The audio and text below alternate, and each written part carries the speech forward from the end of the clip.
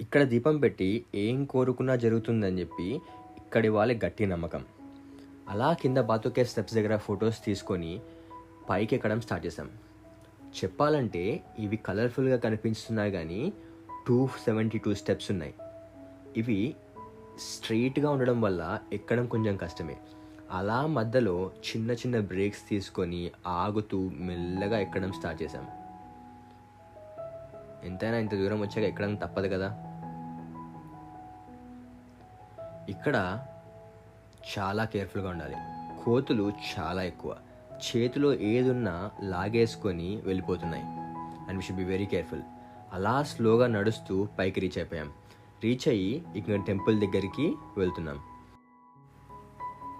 పాల్కుడంబే అంటే కాలు కడుక్కోవడానికి దారి అని అర్థం.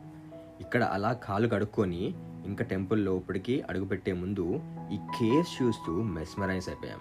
ఎందుకంటే ఇవి మ్యాన్మేడ్ కాదు, ప్యూర్లీ న్యాచురల్. అలా ఈ మురుగన్కి దర్శనం చేసుకొని అలా దండం పెట్టుకొని హారతి తీసుకొని అక్కడ కొన్ని పిక్చర్స్ క్లిక్ చేసుకొని అక్కడే పైనున్న శ్రీవల్లీదేవి గుడిని దర్శించుకోవడానికి వెళ్తున్నాం. ఇక్కడ కనిపిస్తున్న స్టెప్స్ కూడా కొంచెం హైట్ అలాగే ఉంటాయి. అండ్ చూసారు కదా, ఈ మ్యాన్మేడ్ కేవ్ కాదు, ఇది ఎంటైర్లీ న్యాచురల్. అండ్ ఇక్కడ ఎప్పుడు వాటర్ డ్రిప్ అవుతూనే ఉంటాయి అండ్ ఫ్లోర్ ఎప్పుడు పచ్చిగా ఉంటుంది. అలా చూస్తూ ఇంకా పైకి వచ్చేసి దర్శనం చేసుకొని ఇక్కడ నుంచి హోటల్కి రిటర్న్ అయిపోయాం.